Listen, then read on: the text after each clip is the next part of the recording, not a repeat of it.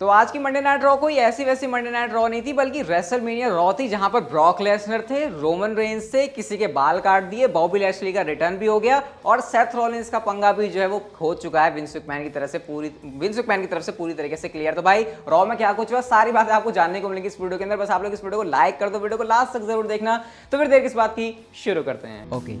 Hello chatters, my name is Rohit and you are watching Wrestle Chatter. अब जल्दी से आपको बता दूं भाई, WWE की तरफ से मुझे एक स्पेशल बॉक्स आया जिसकी मैंने अनबॉक्सिंग वीडियो ऑलरेडी डाल दी है, जिसका लिंक आपको यहाँ पर आई बटन पे दिख जाएगा, फिर डिस्क्रिप्शन में है। रोहित पंत वाले चैनल के ऊपर मैंने डाल दी, तो उसको जाकर देखना जरूर, कुछ स्पेशल चीज आई। और भाई तुम्हारे भाई को WWE की तरफ से कुछ मिला तो यार जाके देख लो और बताना फिर आपको कैसा लगा। खैर गाइस, हम लोग बात करते हैं मंडे नाइट रॉ के एपिसोड की। तो सबसे पहले जो शो की स्टार्टिंग है वो करते हैं the beast Brock Lesnar. Video को लास्ट से देखना, एक बड़ी सैड लाइफ बताऊंगा आपको अपने बारे में। तो ब्रॉक लेसनर की तरफ से हमको शो की स्टार्टिंग देखने को मिलती है और ब्रॉक लेसनर रिंग में आके ये कहते हैं कि इतने सालों से जो पॉल हेमन है वो मेरे लिए पकड़ पकड़ करता था, अब मेरे को ये चीजें करनी है। तो उन्होंने कहा कि उनके लिए थोड़ा सा ये अलग है और फिर वो सबको कहते हैं welcome to Monday night Raw. अब ये ब्रॉक लेसनर ने कहा जरूर, लेकिन उन्होंने कहा कि यार मैंने कितना बुरी तरीके से कहा है, मैं दोबारा से कभी ऐसा नहीं कहने वाला। फिर वो यहाँ पर रोमन रेंज के बारे में बात करते हैं कि भैया देखो कैसे रोमन रेंज मेरे से बच से बचाते हुए भाग रहा है, लेकिन रेसलमेनिया के अंदर संडे के अंदर तो उससे मेरा हाथ आना ही है। और वो ये भी कहते हैं कि जो मेरी बेल्ट है, वेडिंग क्रैश होने की बात करते हैं यहाँ पे कि उनकी बेल्ट की शादी रोमन रेंज की बेल्ट से होने वाली है, फिर उनका बच्चा होगा और बच्चा होकर नई बेल्ट निकलेगी जो कि होगी unified WWE world heavyweight championship. अगर मैं गलत नहीं हूं तो ब्रॉक लेसनर ने यही नाम बोला था, लेकिन हाँ अनडिस्प्यूटेड WWE यूनिवर्सल चैंपियनशिप जो रोमन रेंज ने कहा था उससे अलग नाम लिया ब्रॉक लेसनर ने। और क्योंकि रोमन रेंज ने वो नाम लिया था तो उसके बाद से ये बात सामने आती है कि शायद जो नई बेल्ट है उसका नाम ये हो सकता है। लेकिन अब यहां पर देखो तो ब्रॉक लेसनर उस बेल्ट का अलग ही नाम रख रहे हैं। तो क्या WWE हमको कंफ्यूज करना चाह रही है या फिर WWE हमको ऐसे सस्पेंस में रखेगी कि बेल्ट का नाम क्या होगा, कौन सी होगी? शायद मुझे ये लग रहा है क्योंकि रोमन रेंज ने वो चैंपियनशिप को होल्ड करने वाले चैंपियन का नाम अलग लिया था अपना, और यहाँ पर ब्रॉक लेसनर ने अलग लिया है। लेकिन वो यहाँ पर एक बात जरूर क्लियर करते हैं कि रोमन रेंज बचने वाला नहीं है। और पता है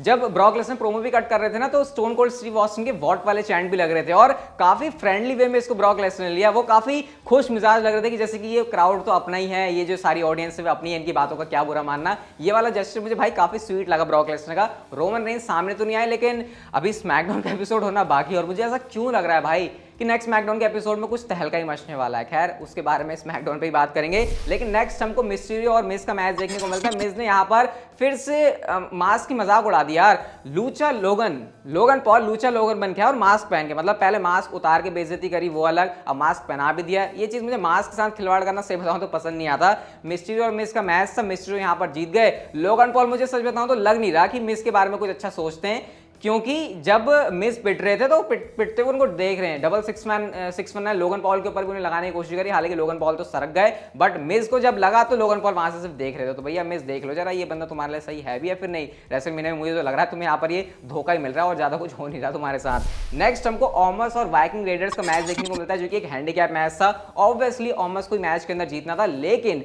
मैच खत्म होने के बाद इंटरव्यूअर ऑमस का इंटरव्यू लेता है और पूछता है कि अच्छा तुम तो सबको डोमिनेट कर रहे हो। ऑमस कहते हैं हाँ, मेरे सामने जो भी आएगा और मेरे से टकराएगा तो चूर चूर हो जाएगा, ये सारी बातें करते हैं। बट गाइस तभी थीम सॉन्ग प्ले होता है दी ऑलमाइटी बॉबी लैशली का। और जैसे कि मैं आपको अपनी वीडियोस के अंदर बता रहा था कि ऑमस और बॉबी लैशली का मैच का प्लान है, बॉबी लैशली आते हैं और बिल्कुल डिफरेंट वाइब लगी मुझे आज बॉबी लैशली की। गुस्से में, अग्रेशन में, सामने जो भी आएगा उसे तोड़ दूंगा, ऐसा लग रहा था बॉबी लैशली को देख के। और रिंग में आते हैं, सबसे पहले उन्होंने शोल्डर टैकल करके गिराने की कोशिश करी ऑमस को, और भाई ऑमस कहां गिरने वाले। लेकिन मैं ये सोच रहा था कि बॉबी लैशली ऑमस का मैच सेटअप करना है तो ऑमस के सामने बॉबी लैशली को भी तो स्ट्रॉन्ग दिखाना ही पड़ेगा। और भाई बॉबी लैशली ने शोल्डर टैकल करके ऑमस को गिरा दिया। अगर मैं गलत नहीं हूं तो मुझे तो नहीं याद है ऑमस को किसी ने ऐसे गिराया होगा, और ऑमस इतने हक्के बक्के हैरान हुए कि उनको रिंग छोड़ के भागना ही पड़ जाता है। और बॉबी लैशली ऐसे सोच रही थी कि भाई ये बंदा भागा क्यों, आज तो मैं इसकी चटनी बना देता। और इसके बाद WWE ने रेसलमेनिया 38 के लिए ऑमस और बॉबी लैशली का मैच भी ऑफिशियल कर दिया है। मैं तो बहुत ज्यादा ये, मतलब आप मुझे बताना क्या ये मुझे ही अनप्रिडिक्टेबल लग रहा है मैच या फिर आपको भी लग रहा है कि आपको ऐसा लगता है कि ऑमस तो एक तरफा जीत जाएंगे? क्योंकि मुझे इस बात पर बिलीव नहीं हो रहा अगर बॉबी लैशली को WWE इस तरीके से लेकर आ रही है। तो मैं तो एक्साइटेड हूं उनके मैच के लिए। बॉबी लैशली की भी बुकिंग हो रही है रेसलमेनिया के अंदर। कहां लग रहा था कि वो अपनी शोल्डर इंजरी की वजह से नहीं आ पाएंगे, वो अच्छी बात है। और ऑमस को भी एक तगड़ा ओपोनेंट मिल गया रेसलमेनिया के लिए। इसके बाद गाइस हमको देखने को मिलते हैं tribal chief universal champion Roman Reigns अपनी ब्लड लाइन के साथ में, और पॉल हेमन भी यहाँ पर होते हैं। सबसे पहले वो पिट्सबर्ग को एक्नॉलेज करने के लिए बोलते हैं और वो ये कहते हैं वो ट्राइबल चीफ हैं, उन्होंने WWE के अंदर ऑलमोस्ट सारी चीजें कर ली हैं। और जब वो ऐसा बोल रहे होते हैं ना, तो जैसे स्टोन कोल्ड स्टीव ऑस्टिन के वॉट वाले चैंट लग रहे थे ब्रॉक लेसनर को, वैसे यहाँ पर रोमन रेंज के भी लग रहे थे। रोमन रेंज तो क्योंकि हील है, वो यहाँ पर गुस्सा हो गया, वो स्टोन कोल्ड के बारे में बुरी बुरी बातें करते हैं और कहते हैं कि वो ब्रॉक लेसनर को भी ठोकने वाले हैं। उसके बाद वो यहाँ पर यही बातें बोलते हैं कि भैया कैसे रेसलमेनिया के अंदर उन्होंने एक चीज अभी तक नहीं करी है और वो है ब्रॉक लेसनर को हराना। फिर वो कहते हैं ब्रॉक तू जब तेरा खून निकला तुझे चीजें बहुत ज्यादा पर्सनल लगने लगी ना, लेकिन तू मेरे बारे में सोच, जब रेसलमेनिया 34 के अंदर हम दोनों का मैच था, तूने मेरे यहां से खून निकाला, तूने मेरे यहां से खून निकाला, मेरे घर वाले ने मुझे नहीं पहचाना, मेरे फैमिली वालों ने मेरे से डिसअपॉइंट हुए, मेरे लिए चीजें तब से ही पर्सनल है, तेरे लिए चीजें भले ही आज जाके पर्सनल हुई होंगी लेकिन मेरे लिए चीजें काफी टाइम से पर्सनल है। और फिर से यहाँ पर विक्ट्री कहते हैं कि मैं तेरे अगेंस्ट लेने वाला हूं और तेरे पास इसके अलावा करने के लिए और कोई चीज नहीं है। अगेन ब्रॉक लेसनर भी यहाँ पर रोमन रेंस के सामने नहीं आया। डब्ल्यूडब्ल्यू ने दोनों सुपरस्टार्स को अलग अलग रखा है आज रॉ के एपिसोड में, बट मैं स्मैकडाउन के बारे में फिर से कह रहा हूं, मुझे तो लग रहा है कि कुछ बड़ा तहलका आ रहा है। आज रोमन रेंस ने पूरा रेड भी पहना हुआ था तो वो भी उनके ऊपर काफी सूट कर रहा था और गुस्से में थे भाई रोमन रेंस। आज जितने ज्यादा चिल ब्रॉक लेसनर थे उसका ही आप ऑपोजिट मान लो आज रोमन रेंस से। तो स्मैकडाउन का वेट करो क्योंकि आज रॉ के एपिसोड में तो ऐसा कुछ हुआ नहीं, बट हाँ डब्ल्यूडब्ल्यू वो कहते हैं ना धीरे धीरे हमको ऐसे डोज दे रही है, एकदम से तगड़ी डोज नहीं देना चाहती, पता चला मतलब हम बौखला गए तो उसका भी कुछ देखना पड़ता है ना। तो आज Roman Reigns and Brock Lesnar का जो है अलग से सेगमेंट था। इसके बाद Sasha Banks, Naomi, Rhea Ripley and Liv Morgan versus Zelina Vega, Carmella, Shayna Baszler, Natalya का मैच था। कुछ बताने के लिए यहाँ पर ज्यादा है नहीं, रिया रिप्ली के रिपटाइड के साथ जो है उनकी टीम की जीत हो जाती है। केविन ओवंस का भी हमको ट्रैश टॉक देखने को मिलता है, किसके लिए? स्टोन कोल्ड के लिए। वो ये कहते हैं भाई लोगों देखो, अगर तुमको पुराने वाला स्टोन कोल्ड स्टीव ऑस्टिन चाहिए तो वो तुमको नहीं मिलने वाला। तुम जो क्लोजेस्ट स्टीव ऑस्टिन को देख सकते हो वो वही था जो कि मैं पिछले हफ्ते करके गया था, क्योंकि अब स्टोन कोल्ड कुछ वैसा कर दे जैसे वो पहला था, वो उसके बस की बात बिल्कुल भी नहीं है। और वो ये भी कहते हैं भाई देख, अगर तेरा थोड़ा सा भी मन है ना ऐसा बना रहा है कि तू मेरे अगेंस्ट फाइट देने वाला है तो भाई तू भूल जा, क्योंकि स्टनर तो होगा बट रिसीविंग एंड में मैं नहीं तू होने वाला है। उसके बाद वो ये भी कहते हैं कि बियर मुझे बिल्कुल भी पसंद नहीं है, डिस्गस्टिंग है, वो बिल्कुल जो है लाइफलेस बॉडी के ऊपर बियर गिराने की बात करते हैं। और कुल मिला के यहाँ पर सारे उन्होंने जो है नेगेटिव रिएक्शन ही लिए हैं। इवन वो वॉट के चैंट खुद कर रहे थे, वो खुद एक लाइन बोल रहे थे, उनको पता था क्राउड की तरफ से वॉट वाला रिएक्शन आने वाला है तो वॉट वाला रिएक्शन भी खुद ही दे रहे थे। और जो प्रोमो डिलीवरी थी यार केविन ओवंस की, मजा आ गया। अकेले बंदा चला रहा है भाई पूरी गाड़ी, स्टोन कोल्ड तो अभी तक आए भी नहीं है, तो ये देखकर मुझे काफी सही लगा।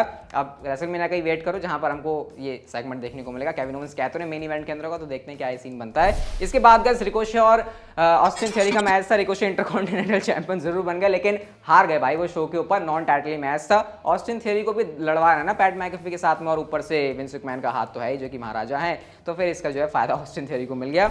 इसके बाद गाइस बियांका ब्लेयर और बेकी लिंच का एक कड़क सेगमेंट था, फ्यूड अलग ही लेवल पर पहुंच गई।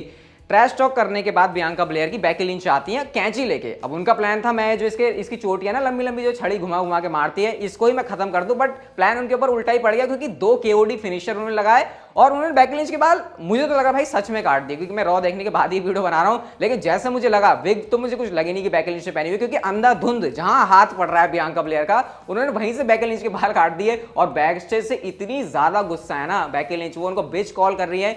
एक्सट्रीम लेवल पर ले जाने के लिए डब्ल्यूडब्ल्यू ने इस फ्यूड को प्लान किया है और ये चीज हम एक्सपेक्ट करते हैं यार। रेसलमेनिया के टाइम पर तुमको चीजें बहुत ज्यादा एक्सट्रीम दिखानी होती है, पर्सनल दिखाना होता है, और वो चीज आज डब्ल्यूडब्ल्यू ने यहां पर करी, तो डेफिनेटली एक्साइटमेंट फैंस की अब ज्यादा होगी पहले से इस रॉ वुमेन्स चैंपियनशिप के मैच को देखने के लिए। लेकिन जहां पर एक्साइटमेंट नहीं है वो है ड्रू मैकिंटायर का हैंडीकैप मैच जो कि आज था 2-on-1 वाला। मैडकैप मॉस और कॉर्बिन होते हैं, उन्होंने मैडकैप मॉस को क्लेमोर लगा के तो हरा दिया, लेकिन मैच खत्म होने के बाद बैरन कॉर्बिन, हैप्पी कॉर्बिन थोड़े से भारी पड़ गए जब वो स्वॉर्ड लेकर चले जाते हैं। कह सकते हैं भाई इस बार मजा नहीं आ रहा ड्रू मैकिंटायर की रोड टू रेसलमेनिया में। एज भी हमको देखने को मिलते हैं जो कि क्लियरली कहते हैं भाई एजे स्टाइल्स तेरा जजमेंट डे आने वाला है। वो ये कहते हैं मैं तेरी आंखों में साफ साफ देख सकता हूँ कि कैसे मैं तेरे दिमाग में चल रहा हूँ। उसके बाद एक तराजू भी रखा होता है, उन्होंने हाथ से रिंग जैसी कुछ निकाली और स्कल उस पर रखा, और इस तरीके से वो अपना एक क्रिप्टिक जो प्रोमो है ना उसको एंड करते हैं। एजे स्टाइल्स भी इसके ऊपर रिएक्ट करते हैं कि देख भाई एज तेरे लिए ऐसी बीटिंग आने वाली है ना रेसलमेनिया 38 में कि तू इस चीज को कभी भी भूलने नहीं वाला है। एजे स्टाइल्स फ्रस्ट्रेटेड हैं, एज एक अलग ही अपने दुनिया में जी रहे हैं कि वो क्या करने वाले हैं एजे स्टाइल्स के साथ, और मैं तो वेट कर रहा हूँ भाई उस मूवमेंट का जब रेसलमेनिया 38 में दोनों लड़ेंगे और इनकी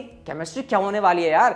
मेरी एक्सपेक्टेशन सच में इससे ज्यादा, और मुझे लगता है ये चीज तो मेरे को बिल्कुल भी डिसअपॉइंट नहीं करने वाली। बाकी शो के मेन इवेंट के अंदर आरके ब्रो और उसोस का मैच था, कुछ ज्यादा यहाँ पर बताने के लिए सही बताऊं तो है नहीं, बस हाँ एंड में हमको आरके ओ देखने को मिल गए जो कि स्ट्रीट प्रॉफिट्स के ऊपर लगाए थे, रिडल और रैंडी ओटन दोनों नहीं, क्योंकि उन्होंने जो मैच में डिफर करके डिस्क्वालिफिकेशन कर दिया था। बाकी शिंजुके नाकामुरा और जो रिक बुक्स है वो भी यहाँ पर अपने जो है थोड़े रिक बुक्स अपनी वो पहलवानी दिखा रहे थे। लेकिन गाइस सेथ रॉलिंस के बारे में बात करें तो सेथ रॉलिंस के बारे में डब्ल्यूडब्ल्यू ने हमको चीज क्लियर बता दी कि उनका रेसलमेनिया के लिए मैच ऑफिशियल हो गया है। हाँ भाई मैच ऑफिशियल हो गया है। तो रॉ होने से 4 घंटे पहले आई थिंक डब्ल्यूडब्ल्यू ने अपने डिजिटल प्लेटफॉर्म्स के ऊपर एक वीडियो रिलीज करी जहां पर विंस मैकमैन से मिलने जाते हैं सेथ रॉलिंस। और भाई साहब यार सेथ रॉलिंस तुम करते क्या हो, विंस मैकमैन के सामने जो एक्टिंग करके दिखाई है ना, जिस तरीके से वो नाच रहे हैं, उनकी टेबल के ऊपर चढ़ रहे हैं, ऐसा परेशान कर रहे विंस मैकमैन को। विंस मैकमैन कह रहा भाई ये बंदा कहां से आ गया, मेरा क्यों दिमाग खा रहा है। हालांकि विंस मैकमैन ने ये जरूर कहा सेथ रॉलिंस को कि भैया तेरे बिना रेसलमेनिया हो रही है तो ये और ये स्टुपेंडस कैसे, मतलब अगर हमको रेसलमेनिया को स्टुपेंडस बनाना है तो भाई तुझे तो लाना ही पड़ेगा।